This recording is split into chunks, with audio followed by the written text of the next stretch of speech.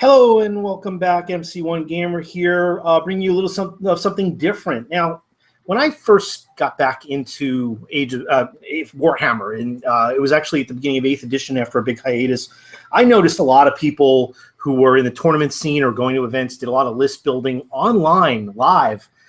They would tell the community, hey, I'm about to go to this event. This is what I've got. This is what I'm thinking about. And they got feedback, and I actually engaged in some of those conversations. I thought that was really interesting, and it was also an education in terms of how some of these various armies were built, and also learned a little bit about some of the events that people were going to at different parts of the country. So that's what I want to do. That's what I'm doing today. So this is not a bring me a list from the community. This is a list I'm looking to build myself. And I'm actually going to go to an event in, I think, February. I'm going to Adepticon as well in March. But I have an event that I'm going to in February. And I am using the hobby challenge from the PMP. This is what Vince Ventrilo from Warhammer Weekly has kind of, he's put up this 6-month challenge, which is, a whole converted army with units each month, or characters or monsters or whatever, with various different goals on a monthly basis to get stuff printed. And anybody who's followed me knows for like several years now, I've been very slowly and easily distracted from this effort, very slowly converting up an entire death army, an entire undead army, with a lot of unique stuff that I've come up with and some stuff that I've borrowed from other people that I've seen out there to create this undead Bretonnian army, the Musalon themed army. And I'm not showing any pictures today. I've done a couple of videos on that, and I'm going to do videos as a vlog as I complete them, and I'm going to submit this stuff to the PMP. If you don't know what the PMP is, it's Painters Motivating Papers on Google+. It's a kind of an extension of the Warhammer YouTuber community. Some really, really talented painters, and every month people submit with various different types of challenges or goals or whatever. It's all about motivating and trying to get enthusiastic about achieving and completing some of your projects. Well, my project has been I've been diverting from it as I build new armies, as I collect new stuff, as I go and play different games. And I've always come back to it because this is kind of like a passion. This is absolutely a passion army, passion project. And I've also often joked about the fact that my son will be graduating from college by the time I finish it. And more recently, people have been saying, well, maybe your son's kids will be graduating from college by the time you finish it. Well, this latest project has been a real good motivator for me. So I am going to this event where a painting is a real big deal. Obviously, you have to bring a fully painted army. It's very highly judged based on your painting. It is a lot of narrative. It's using the match play rules, maybe with some comp adjustments. It's Holy Wars in Illinois in February. And I'm very excited about it because I've got two different elements here that are motivating me to get this stuff done. One is the PMP each month trying to accomplish some stuff, and then also the fact that I've got to get an army, a quality army, painted up. It's all rebased. It's all being, there's some stuff that I'm still converting and building from scratch here, but stuff that I'm going to be bringing to this to try and get it up to snuff. I don't have any illusions I'm going to win. I don't have any illusions I'm going to even show in any way. I'm going to have fun with it, but I want it to be a themed army. And I'm building this. As you can see, I have a list here. I've kind of built all this stuff in Excel, and I'm looking for your feedback. I'm looking for some suggestions and ideas and thoughts, but it has to fit around this theme. Now, I looked about taking like Nagash, because how often do you get to play Nagash in a 2,500 point game? Most games are at 2,000 points. That's really kind of like the 8th edition 2,500 points or 2,200 points. Anything over 2,000 is just gravy as far as I'm concerned to try and play any of those big named characters like Arcan or Alariel or whoever. I've kind of bounced the idea of even playing Neferata. I love Neferata. I've seen her played extremely well. Doom Darkness plays her a lot recently. I put it on the table a couple of times. I played Arcan the Black. That was great too. But I really want to stick to the core of of the Bretonnian undead. These are, I love Bretonnia when 5th edition was out. That was in the early days when I converted over from playing 40K to fantasy. And I just fell in love with that army. I love the aesthetic of the army and the idea of actually playing undead. I also played undead when the first undead book came out. And when I got back into fantasy, well before Age of Sigmar, I wanted to play a combined army that I could play either one. Now it's even better because almost all the young Bretonnians are dead, or dead. But any of them that's still around are probably dead, unless there's some kind of relaunch of the army. You can still play it as a legal army, but in terms of the fluff, it's been eons since the old world died, and there's nobody that survived, and anybody that was, we haven't heard anything about it. You got to assume that any that are existing are probably denizens of Nagash's army or maybe one of the other major powers. So it really kind of fits that I'm doing this. But I can play it as a Bretonnian army, but I of course choose to play it more often than not as a death army. So I'm sticking to that kind of a thing. For instance, my Vampire Lord on a Zombie Dragon is I'm using Bretonnian bits for the headpiece, for the shield, all these different aspects. He's got a lance that's Bretonnians. Anybody who's seen my army and seen any of my videos or my series on Convert This, it's about a lot of different types of conversions I've done, but a lot of it revolves around this army. So I really like the idea of having that be my general. My Vampire Lord on a Zombie Dragon, 440 points. Now, for 440, I could also get Neferata, and arguably, Neferata is actually more effective and more powerful than a Vampire Lord on a Zombie Dragon. They have different types of abilities, but let's take a look at some of the options here. I'm going to just bounce around and talk about some of this stuff, but I'm really looking for stuff that's going to fit the profile of this army. So the first thing I kind of ruled out was Nagash. I'm going to go ahead and throw him up here. This is the main thing that I liked, of course, is the fact that he just is a spell casting machine. He's a summoning machine. He's got this incredible command ability that allows you to reroll all failed hits and save rolls of 1. And just to clarify, that's not the special allegiance save or any other special saves. I made that mistake in a previous video. Don't talk about rules when you're overtired and it's late at night, unless you check the books. But in any case, just my advice to anybody out there doing videos, because I definitely blew that one. This is a really powerful, a character, but he's 900 friggin' points. And I'm going to do a video on Nagash because I played a couple of games with him since Match Play came about. He's got all this incredible power, but you can't use it in most Match Play games because of some of the Match Play rules on limiting the duplicate casting, the rule of 1. So you can only get 1 type summons at any one point in time. And the other thing is, and this is why Nagash is just wildly overpriced, even though he's very powerful as an individual model, he just never uses the things that makes him special, because you have a maximum on points, because you can't summon in Match Play beyond the point limit of the game. You have to set aside summoning points from your reinforcement pool, and then you can pick and choose traditionally whatever you want. It's a flexible pool. That's the benefit of it. But once you're done with summoning that pool, you're done. You don't have any more. So all his spells, every time I played him, he's only gotten a couple spells off beyond his static spells, which is the ability to cast maybe a mystic shield, an arcane bolt if anybody's in range, his Hand of Dust and Soul Stealer. Beyond that, once you've gone through your points for the army, for the game that you're playing, any other spells, you have to hope that you have another caster with a special spell, because he gets that spell. He gets to use that spell. It's one of his special abilities. He's not casting anymore. So typically, I spent most of the game, 4 or 5 turns where I'm only casting 4 or 5 of his spells. Now, people are going to say, well, boo-hoo, but you're paying for that power that is unusable in Match Play. So I'm not going to go into the whole big thing. I kind of ruled Nagash out. He's a lot of points, even though this is 2,500 points total. And just to qualify it a little bit more, it's not fully 2,500. You kind of get 2,000 points to start, which is why I have a list here and a list here, and 500 points that can be part of a reinforcement type pool, meaning that if you don't have any summoning, they can be you have this Call to War thing where you can bring them on from table edges later in the game. Heroes can do that. It's not guaranteed, but there's an option. There's a mechanic that allows you to do it in later turns. Bring in this reserve force. You can bring in additional war scrolls, which gives non-summoning armies a kind of like a little backup. But you can also use that if you have summoning mechanics for that. Plus, you can take some of your points from the rest of your points and use that. So I was considering like Nagash at 900 points, a few extra other things thrown in there, a couple extra casters, so we had more diverse spells, and at least 1,000 points of just core summoning. So I'd have like 1,500 points on the table and 1,000 points to pull from.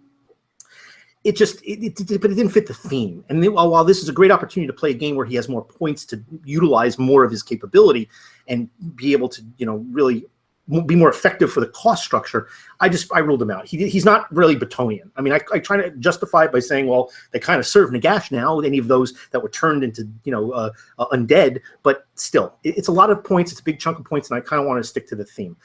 Same thing with Neferata. For the same points, I could get Neferata, and she is a beast. The great things about Neferata, I'm going to pull her up real quickly. She's got a couple things. She's got a great command ability, which is, by the way, I think we're rolling randomly all Legion's abilities. So you can't build your list around what Legion's abilities you want to take. So you can't even build if you have special spells. You can't even do that. Like, for instance, the Sylvaneth, they're gonna have to roll for their spells.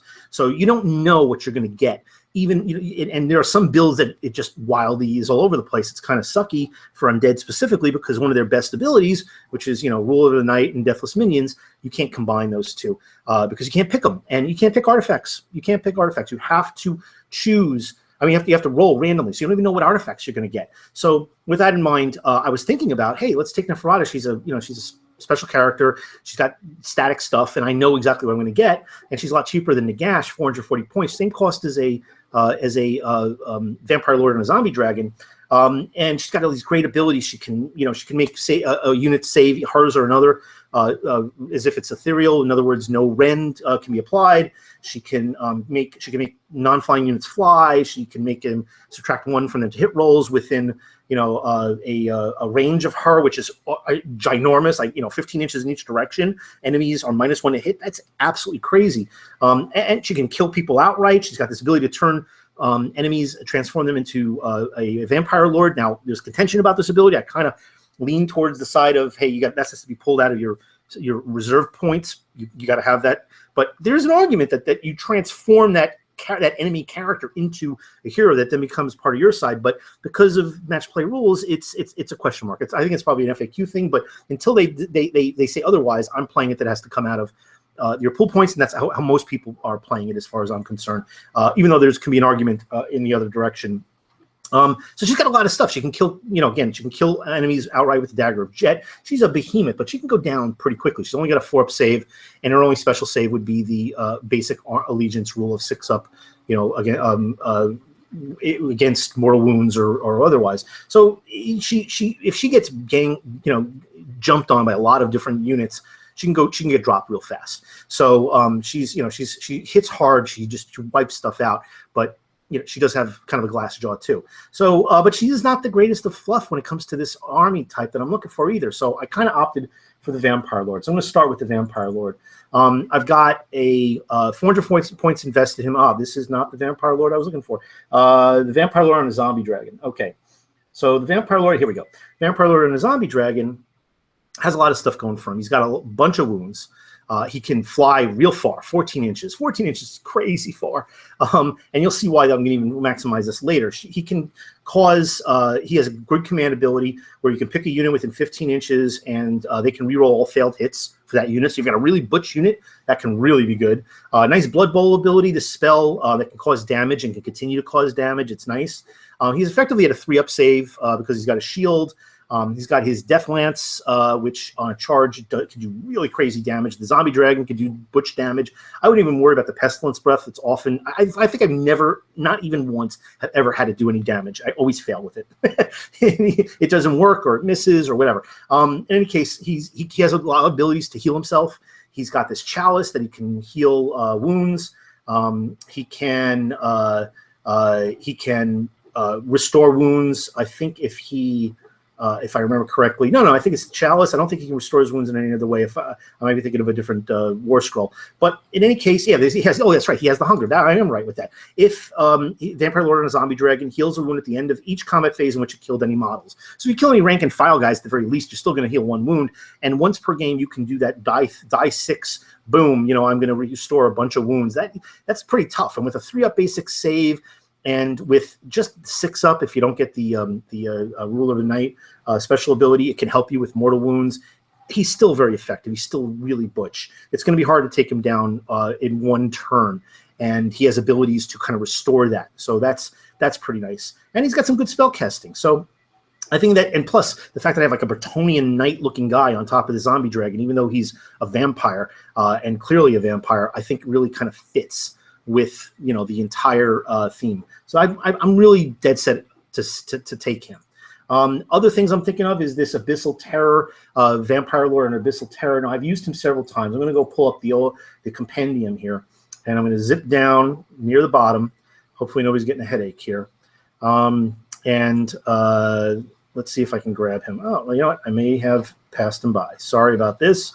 This is, I'm kind of like sticking with this guy as well because he's absolutely worthwhile putting on the table. He's only 220 points, and he's only got 8 wounds, but there's no diminishing profile, and he's not considered a monster. So he can benefit from being on terrain and getting cover bonus. I have him on a fairly decent sized base because he is Abyssal Terror. It's a bigger model. I'm actually using the mount for Archaean, the old Archaean with wings, but I've got the really again a Bretonnian knight vibe all around. But he's got this shield that makes his 4-up go to 3-up. If he's on terrain, he's a 2-up. If he throws a Mystic Shield on him, he's a 2-up. If he's not on a terrain piece that gives cover, so he's got a decent armor class. He can hit pretty well, and between his weapon or weapons, depending on how you interpret the the profile, you can use not just his his own attacks, but he's got 6 attacks that are fairly good, and at least they all have a Ren too, with a 2-inch range from his mount. So, but the real claim to fame, for him is it's not even he has a supernatural terror thing, which is his command ability. It's a waste. I don't even want to talk about it. It's not even worth really going into. What his real power is his hellish vigor. It doubles. It's really cheap to cast. It doubles the movement value, the profile movement value of a unit. So if your unit has a 12-inch move like most Cav, suddenly they got a 24-inch move, and if they fly, my God, they're zipping across the battlefield. And I think in this event, movement, fleet of foot is going to be a big deal because there's a lot of terrain features. These guys are well known for these really advanced and complicated boards, great terrain pieces, great thematic boards with all kinds of different rules. I think being able to really flip around the flip around the board is going to be important. There's going to be elevation issues involved. So I think this is incredible power. Plus, this guy is just perfect for the theme of the army. And I've got a model. I've been using him on the Escalation League. I've used him in the past. He's perfect. He's ready. I'm going to use him. He's definitely going to be part of the list. Then I have a Vampire Lord on a Nightmare. Now, I just pulled this up a second ago, so I'm going to pull him up again. This one I actually have a female model. She's mounted on a Nightmare. It doesn't cost you any extra points to do this. And the nice thing about this is she's got this Spirit Blight, which is being able to cast on an enemy unit with 18 inches, makes them -1 to their attacks. Minimum of 1, but you can reduce the volume of attacks. That's key. She's really hard to kill, even though she's only got 5 wounds. She can 4-up save, can go to a 3-up because of terrain, and of course the Mystic Shield. If depending on what targets, you only can use one of them because of rule of 1. But she's got the Hunger, just like the other Vampire Lords. So if she kills something, she can restore any lost wounds.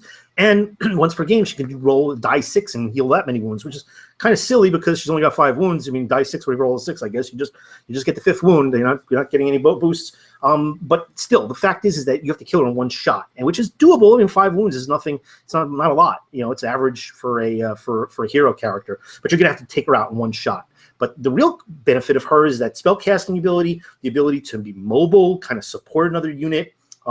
Being able to have another Mystic Shield caster, a backup caster, or even an Arcane Bolt, and she can dish, she can attack. She's got some good attacks at Rend with a die 3 damage, 4 attacks, just her basic one, not even counting the Nightmare. So even though this dude here, my model is going to be that. So these are my 3 main characters. Not a lot of points really invested in them. Gives me some versatility and some depth, and a lot of good bonuses. I'm thinking about the Mortis Engine. The Mortis Engine next is, I love the Mortis Engine. I have 2 of them. I've considered, and I would consider taking 2. The reason why I take the Mortis Engine in many ways is because of that pulse capability. They have this they have a little bit of range with this Whale of the Dam, and the Banshees can, they have. They also have this like reliquary, which I'll get into in a second. The Whale of the Damned is nice. You can attack within range. It's a random range.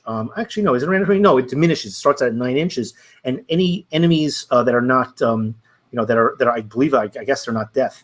It's any enemy units. They suffer die 3 mortal wounds. So if you move this thing, moving along with your forces, and it happens to have a bunch of units within range, you can be dishing out die 3 mortal wounds to all of them. And if there's 2 of these guys, I really considered lists with 2. I do have 2 of them, and they're mostly painted. So it wouldn't take me much to kind of finish them. And there is definitely Bretonnian, all the spirit horsemen that are on the model are all kind of converted to be also Bretonnian. So I don't know if I want to take 1 or if I'm going to take the 2, but this is great. And it also, one time you can do this big pulse that also damages enemies for mortal wounds, but also can heal everything within range.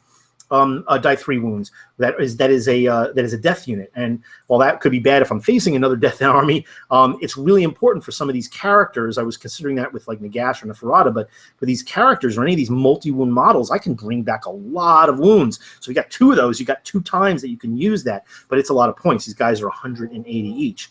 So I've been playing with some lists where I've been taking 2 of them. Next one is Blood Knights. My goodness, Blood Knights. Wow. They're a mixed bag in a lot of ways. I love Blood Knights. The big thing that is a huge thing about them is that they're hard to wipe out. Even just 5 of them, 3 wounds each. If they charge, they're doing die 3 wounds. They all with their weapons. They get a couple extra attacks with their nightmares, but hey, that's not the big thing. I've got these really cool conversion. These are my Grail Knight Bretonnian undead. They're Grail Knight vampires. And I love the conversion. They're already built. I've got 15 of them. 2 of them are not fully built, but I'm only going to take 5. I mean, unless I'm doing a Soul Blight list, then I'm only going to take 5. And by the way, I should mention that this event does not require any battle line. The battle line's been waived, so that's one of the reasons why I'm not talking about battle line first. So that's the astonishing thing, and I probably should open with that. In any case, I'm taking just 5 of these guys, just because again, they're costly. At 260 points. The beautiful thing about them is that as long as your standard bearer is the last guy to go, every turn that they survive, they get one of their guys back, and that's crazy. I've used, and I have a battle report ready to go up, where if you retreat them, even if you lost 3 of them, even if you lost 4 of them, you retreat them. If they can get away and you get the next turn, you gain 1 back. I mean, they're just so hard to kill, even if they just stick into combat. They got 4 up saves, 3 up if their position doesn't have any rend. You throw a Mystic Shield on them, boom. Again, if they're on cover, you can get them up to a 2-up save fairly easily with a little bit of effort. But geez, they do the work. And maybe after their charge, they might not completely wreck stuff. They'll grind, man. They will grind, and if they start getting wheeled down, there are shenanigans you can pull that will get them back. They don't go away easily, and they can still do some damage. There's certainly units out there that will hit harder and hit consistently harder, but these guys are hard to put away, and that makes their points very valuable. Plus, of course, like I keep saying, I've got the units, they're converted properly, they're ready to be painted, so I got to include them. I've got more of them than I'm going to be fielding. All right, the Carrion. I've got these kind of undead Pegasus that I've used. I use with actually the Carrion wings from Tomb Kings, and I want to use them, man. I mean, I was thinking I use them typically as Fellbats. I call them my Fell Pegasi. But the Carrion have a great capability that I want to use, and I want to exploit, and I'll go over it real fast. These are, and mine are painted up specifically to look like undead Pegasi in the colors of the Bretonnian theme, the black and yellow, or black and yellowish gold theme of the Musalon. Duchy, or is it Duchy, or was it? No, it is a Duchy because it was a Black Duke. Here's the Carrion. So I got 6. I have 6 of these. I'm only going to probably field 3, but I would consider fielding 6.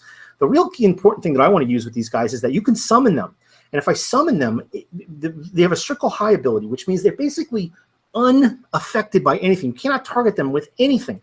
When they're first set up, not when they're deployed, when they're set up, they are considered to be flying high, and they're immune to all attacks. You can't target them by any kind of attacks. They can't be charged. You can't use spells on them. Nothing affects them because they're high above the battlefield. But as soon as they charge and attack, boom, they can't use the flying high ability anymore. So they're in the thick of it and they're vulnerable for the rest of the game. So you can pick and choose. These guys can move pretty good at 12 inches. You can pick and choose where they're going to go, when they come in. They can go after objectives, even though there's only 3 of them. They can go and hunt enemy casters. They can hunt enemy war machines. They can look for objectives. There's a lot of things they can do. And once they decide to kind of get in there, you know, they can tie stuff up at least temporarily. But I can bring them on the board from my reserve pool, throw them downfield, and then just wait and see what I want to do with them. And I think that gives me a lot of versatility that I want to utilize. So I'm definitely interested in fielding at least the 3 of them. And I absolutely am going to field them also because I have the model line 99% finished. So they're definitely going to be part of the list. So they're here. They're only 80 points. And I've actually got them on my list B, which is my secondary. What am I going to do to enhance this? Which is really what I'm looking for people to have input on. Hex Wraiths. I've got 15, I think, Hex Wraiths. They're all my questing knights, but they're all ethereal undead questing knights. And again, they're converted up from Bretonnian kits and some undead stuff, but you know, all the steeds are skeletal. And yes, if you can look at some of my old videos and try to find this stuff, but I'm going to be doing some updates on these, especially as I finish painting them. I'm only fielding 5. They are expensive. And I really, really wish that they weren't as expensive as they are, because I think they were more effective in 8th edition, considerably more. But there is uses for them. I know there's some people that say that they're not useful. They're more powerful in combat than they ever were. They're 2 wounds, 4 up saves now. You can get them to. They certainly can be easily put to 3 up, but they're ethereal, so they don't have any. They can't be rended. They do some decent damage. Their real special thing is that if they fly over enemy units on a 6, they do a mortal wound. Now, with only 5 of them, that's not a big deal. I was considering making a unit of 10 and making them my screen for the Blood Knights. And if they get stuck in, they're not going to all get wiped out.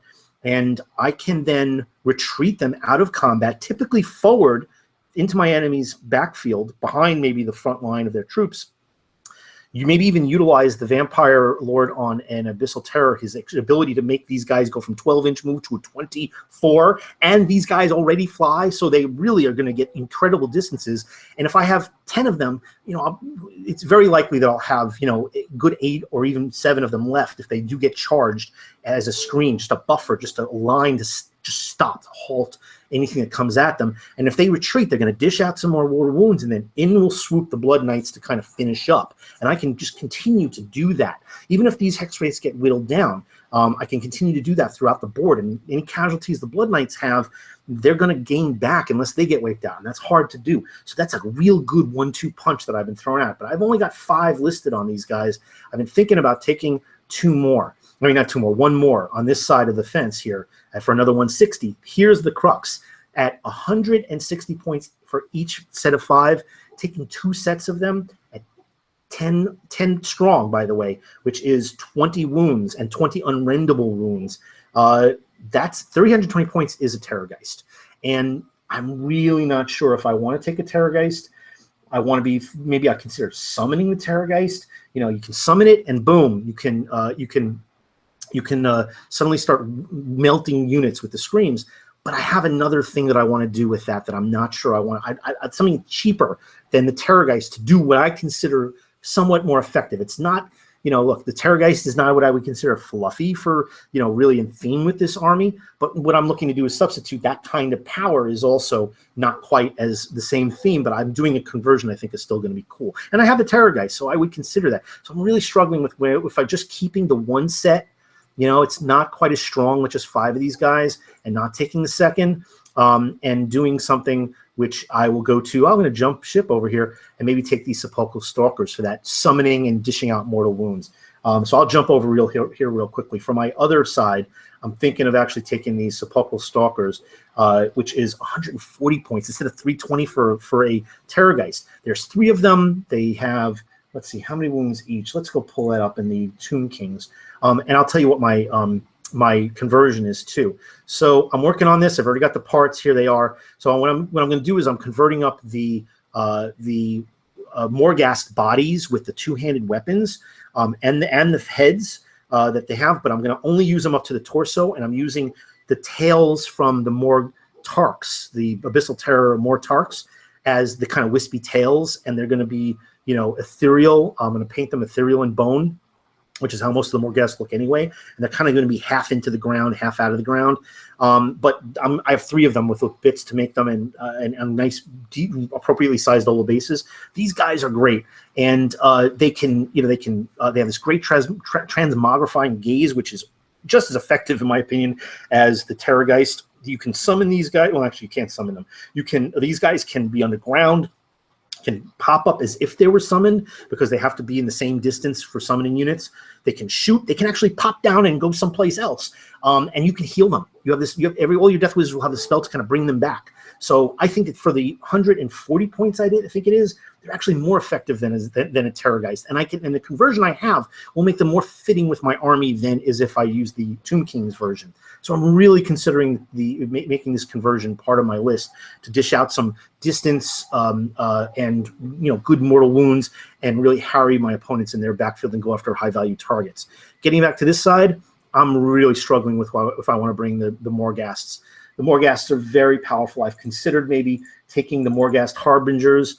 These guys are great. You summon them onto the battlefield. It's only a 7. I'm sure I'll get at least a +1 from the Mortis engine I'm bringing, if not for both. Maybe I even might have a Morghast unit, the Archai, which will give me +1 to spells cast within range. But the nice thing about these guys, you summon them 18 inches downfield or up to 18 inches, 9 inches away from your opponent, and then they get 3 die 6 to charge. So they can charge out there and really go after stuff up to 18 inches away. You can declare a charge within 18 inches, breaking that rule. It's a special rule they have. So while 2 dice charge when you get summoned, it's okay. It's a crapshoot, but it's not really, it's not 50-50. It's certainly the odds are against you. But with 3 die 6, the chances of you getting that charge off are really good. But they don't have as much staying power. They're going to be outside in many cases, more than likely from a hero, so they're not going to get the 6-up mortal wound protection. They don't have like the Archai. The Archai have a 5-up already, their own Ebonwrought armor, 5-up special save. That on top of the fact that they have their 4 save, I was thinking about maybe deploying these guys and not using the other one, and having these guys be just hit like a truck. -2 Ren. They only get 3 attacks, but the 3-up, -2 Ren, 3 damage apiece. These guys will cut through cans like Stormcast, like a knife through butter. They just do the work. The problem is that you got to get the charge because they can go down. They have 6 wounds, but there's only 2 of them. So you get a couple bad rolls, man, and then more often than not, they do the work when they hurt big time. But if somebody focus fires, they're gone. Now they're expensive, so I don't know if I'm going to keep these. These are 240 points apiece. I may keep 1 set for summoning, but I do like the idea of having these guys kind of as a backup to go after high-value targets, to wheel down monsters, to go after strong armored foes. So I'm really not sure. Mourngol. Now I don't have the Mourngol. I forgot to go get the actual scroll. Let me just say the Mourngol 400 points is a lot of points, but it is worth it. He's only 8 wounds. He has the ability to restore wounds. He's got a special save beyond his normal save. He's ethereal, so his 3-up save is unrendable. He's got a 4-up save against mortal wounds. And then he'll have also, if he's within range of a hero, 6-up. If I happen to get the bonus +1 to that for my general, if I happen to roll that game, he might even have a 5-up after his 4-up. I mean, he does the work. It's hard to kill this guy. You got to hit him with mortal wounds. He can absorb a ton of damage. You throw a Mystic Shield up on him, he's got a 2-up unrendable. Even if he doesn't have 3-up, it's hard to get through that because there's a good chance that you can save if you have the option to get re-rolls on those saves, like with Nagash. That's amazing. But I'm probably not taking Nagash, so. I'm struggling. I was thinking about killing this points for the Morghasts and maybe taking 2 of these Mourngols. I have one. I have a convertible one, and just maybe reducing one of the things on this side. I could totally do it. I could have this entire list here with the spectral sepulchral stalkers and take off these Vargheists, make that a 0, and there's my points right there. Forget the Vargheist. I could have everything that's listed here: 2 Mourngols, 1 unit of sepulchral stalkers. That could be my army.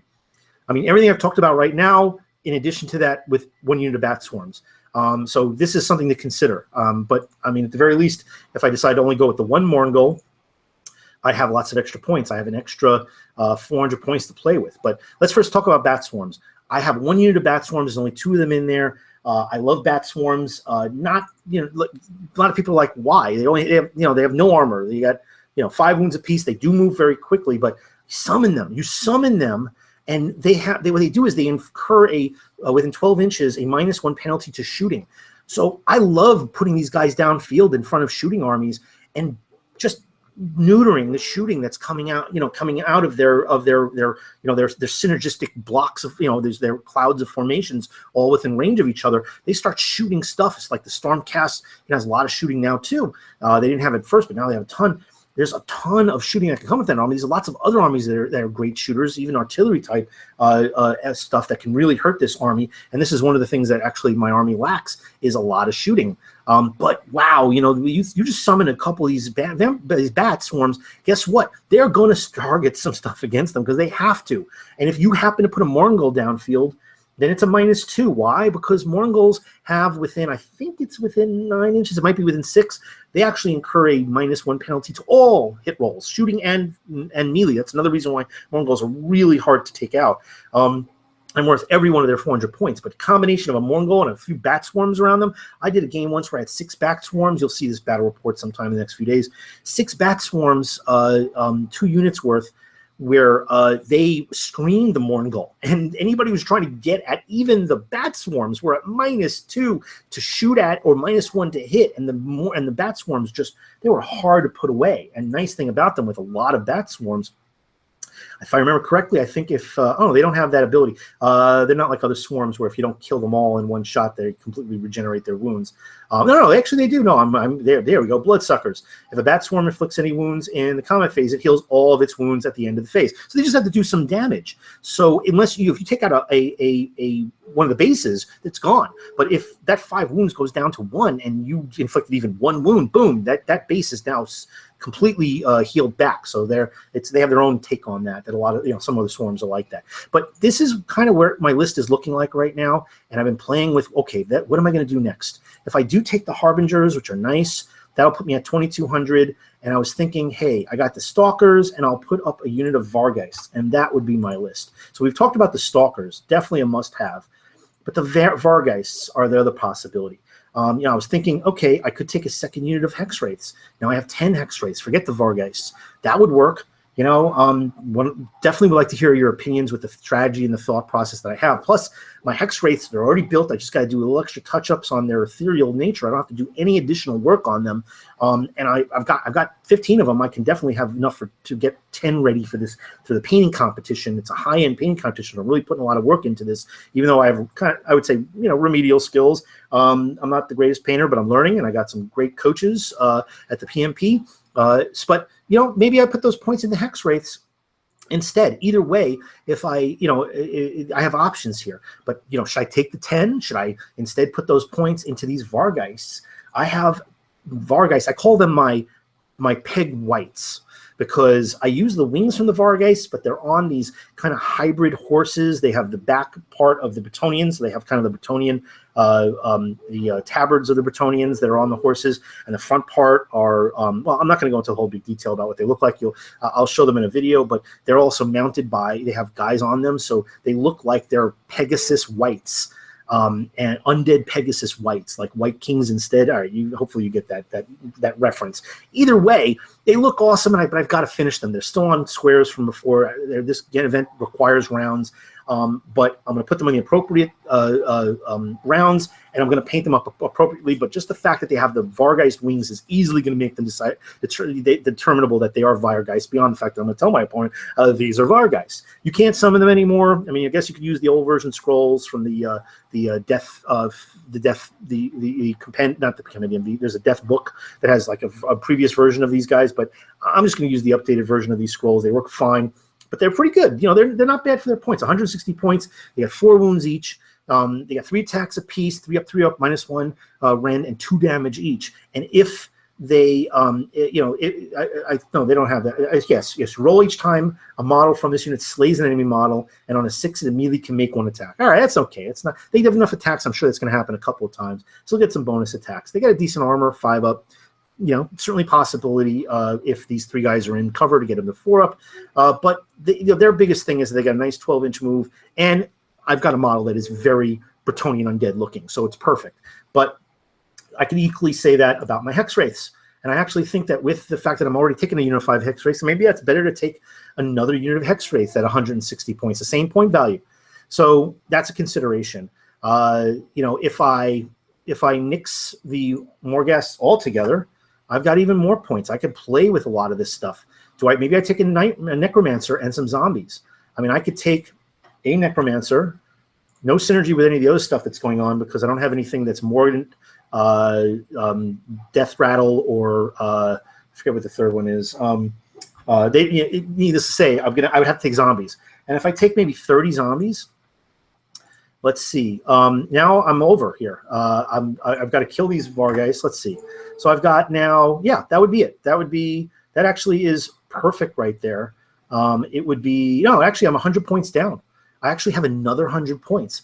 And with that 100 points, I could take, who knows, I could take a unit of horse archers from the Tomb Kings or the not the knights, but skeletal knights from the Tomb Kings and just build them up to look like they're what's it called again? Squires, mounted squires from the Bretonnians. I have that already set up. And for 100 points, if I remember correctly, that's 100 points. Maybe that's a way to go. These these are horse archers. Here, horsemen. Now, people would say these guys suck. Yeah, they're not great. They have a 6-up save. 2 wounds apiece means they're 10 wounds each. Yeah, they're going to have to be completely wiped out because every turn they're going to return die 3 of these guys. They're not there to go and do crazy amounts of work. They're there to be a screen. They're there to be a spoiler. They're there to cover the charge of other enemies that are coming into my high-value stuff that then can countercharge, that will survive, and they're here to blunt the attack. And even better, they have the ability, even though they have a shit save, to stay in there, because if they're near a character, they're going to get that 6-up save, potentially as much as a 5-up. 5 of them, it's not that terribly hard to get them in cover to get that 6-up to be a 5-up. They're going to take the wounds. They're going to be up and down like a cheap whore, honestly, because they're going to take the wounds. They're going to restore some guys. You're going to wipe these guys out. And if somebody wants to pay attention to these skeletal horsemen at 100 points for 5 of them, as opposed to other stuff that I'm fielding, good luck, great. They're doing their job. They're distracting their opponent. I mean, I thought about the horse archers too, just because they can harry and they can do some really wacky stuff. And I think that it's the same points. I don't remember exactly. But these are some of the other options. I could take a White King on a steed. I'm just not sure if I want to do that. If I don't go, the thing with the Nightmare, the Necromancer or Nightmare and the zombies, I got 30 zombies. So if there's any quantity, which I'm lacking in a lot of the rest of this list on the left side, if there's any quantity necessities where I need volume of models on a objective, this satisfies that. And if I take a Necromancer, I have an extra guy who can summon. All the other guys have really good spells that I want to utilize. I can summon up the zombies. I can even deploy them initially, but I like the idea of summoning them up, and I can add additional ones in successive turns. They restore die 6 wounds. Die 6 wounds. Die 6 models, excuse me. So if I have one, if I remember whether this would work properly, I don't know if it's the beginning of the turn or just in the hero phase. I think it's the beginning of the turn. But if I summon, I'll restore die 6 as long as that 10 doesn't get wiped out completely. If I summon another 10, boom, that becomes 20. I don't want to hear any nonsense about it. It's breaking the match play rules, because it doesn't. You're not going higher than that stuff you paid for. So don't give me that nonsense. If you're going to give me any of that, spout any of that, you might as well just leave the channel right now, because I'm not going to hear it. It's nonsense. All right, but I'll pay for to make 30 of these guys, and these guys could be I'll just plop them on an objective, and it's going to be hard for these guys to get removed, even though they're only they have no armor. But if I have that Necromancer nearby, he's protected. You're going to be taking the wounds off the zombies because of his special rule. And he's a hero, so he's going to be able to give them that 6-up save. So there's a lot of shenanigans you can play with that. But, hey, if I don't want to do that, and if I zero that out, I've got more points to play with. I could maybe I get my second Mortis engine. I've got the points to play with. I don't think I have enough. Maybe, I don't know if I have enough for the White King. 440, yeah, there you go. The reason why I was thinking about the White King, maybe I go with a second Mortis engine.